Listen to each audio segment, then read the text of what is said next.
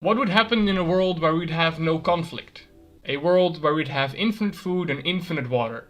We wouldn't have to work anymore, there wouldn't be any need for money because we have infinite food and water, and fuck it, let's throw in infinite housing as well.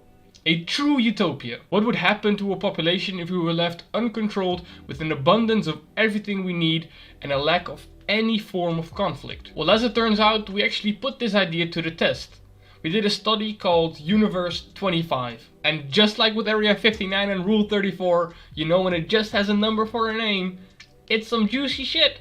American ethologist John Calhoun put a bunch of mice in an enclosure consisting out of 4 pens, 256 living compartments and 60 burrows that all led to the same infinite food and water supply. Basically, it was rodent paradise. All they had to do was procreate. They had everything a rodent could wish for. And I can hear some of you thinking, yeah, but he's using mice, so that doesn't count. Let me explain why we use mice so often in our scientific experiments. We use mice because they're extremely similar to humans from a genetic standpoint. They develop the same from egg to sperm cell, they have similar organs and similar hormonal, reproductive, digestive and nervous systems. Mice and humans also inherit traits in the same way. This includes physical traits such as hair color, but also susceptibility to heart diseases or diseases like Alzheimer's. And to our benefit, even though a mice is extremely similar to a human from a genetic standpoint, they only live for 2 years, which means that scientists can study the behavioral processes of generations a lot more easily than they can with humans.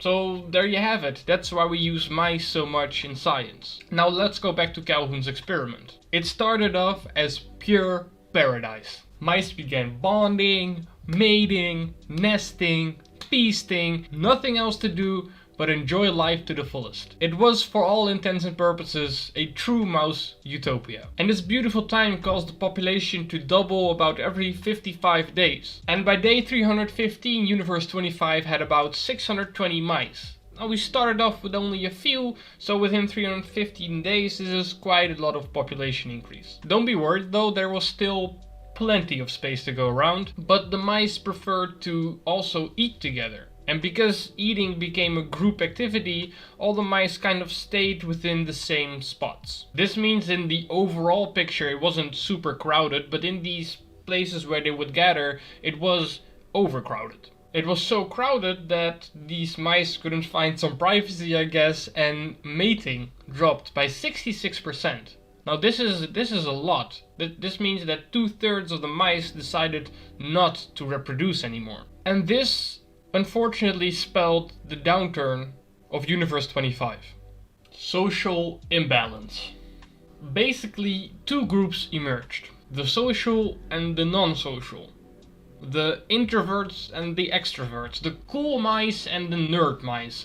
The alpha mice and the beta mice. And since the only thing to do was to just simply be cool and procreate, this social skill translated into status. The cool mice got all the hoes, while the beta mice were outcasted. Social skills defined the entire hierarchy. And those at the bottom of the social chain got bullied away from the females. They were banished from the tribe and they were forced to eat alone, sleep alone, and basically they were left to fend for themselves. And since hanging out and mating was basically the only thing that there was to do, they lost their purpose in life. The alpha mice, however, they felt like they were the shit. So they became more aggressive and they started fighting without a reason, just to show how cool and dominant they were. Now tell me that doesn't sound kinda like what a human would do. Like, I know people who are like that now, and we don't have infinite food and housing. But to make matters even worse, these bloodbaths often resulted in the winner feasting on the loser. Some mouse cannibalism, if you will. These alpha mice got so bad in behavior, like literally lacking any form of virtue, they started roaming around raping other mice, regardless of their gender. They became the utmost dickhead mice. It's safe to say that these alpha mice didn't really do their parentive duties, which means that the females were left to take care of the kids. And with this cannibalistic fight club right out the door, they had to become more aggressive to also defend themselves. But unfortunately, this aggressive behavior also spilled down to the kids. So then the mothers started basically beating up their kids. Not to worry, I mean, not all mama mice did this. Some of them simply abandoned their kids altogether. Much better. Now remember, not too long ago this was mouse heaven, right? But now we have papa mice out there fighting and raping, and then we have mama mice beating up their own kids or leaving them. It's not that weird that child mortality shot up to 90%. The decline of Universe 25 was officially there. Gang mice and then aggressive mama mice, and all the kids, basically 90% of the kids were dying. And by day 560 the population increase had basically stopped. Child mortality was almost 100%, and the anarchy, purge-like chaos outside was still rampant. But maybe there was hope. There was still a new generation growing up. Maybe they would be the savior. Nope! This generation wasn't taught anything by their parents, and lacking any form of social skill, they just did nothing.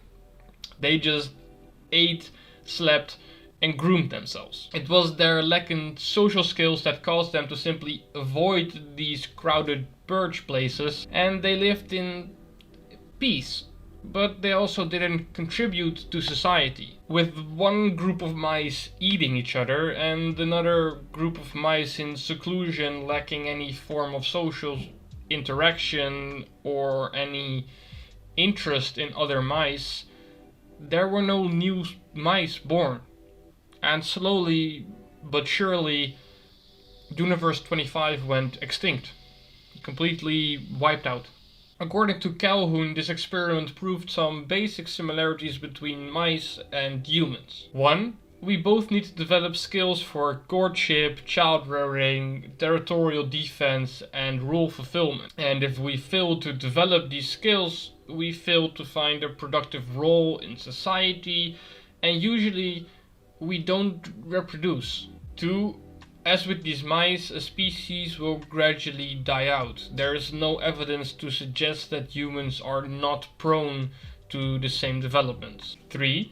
If the number of qualified individuals exceeds the number of spots available in a society, chaos and alienation will become inevitable outcomes. And 4. Individuals raised in a world of chaos and alienation will lack relation to a real world, and they will default to their basic psychological fulfillment.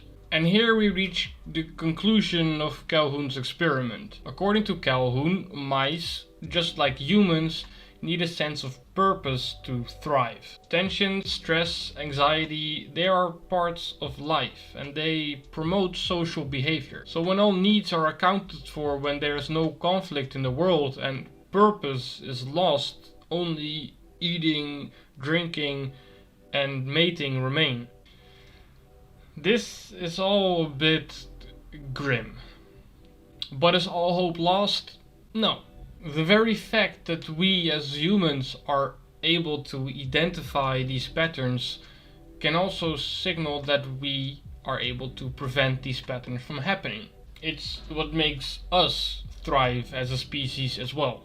And lucky enough, there's still plenty of conflict left to fix in our world. I don't think we have to worry about this form of demise for the human species anytime soon. But it does show an interesting paradox in life. Naturally, we strive to get rid of all the negative influences in our life, while it is precisely these negative things that give us a purpose to live for. And truly getting rid of all conflict will probably make us less happy, because we don't really have a purpose anymore.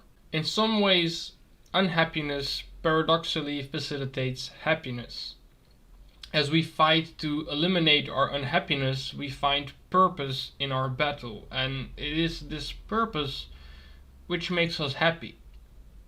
Now, I didn't mean to get too preachy there in the end, so let's end it with a lighter note.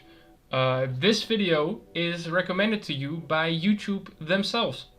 So, I think we should be respectful to YouTube and just both just watch this video, you know. This one's done anyway, so basically you could just click it and yeah, will be truly appreciated. I'll see you over there.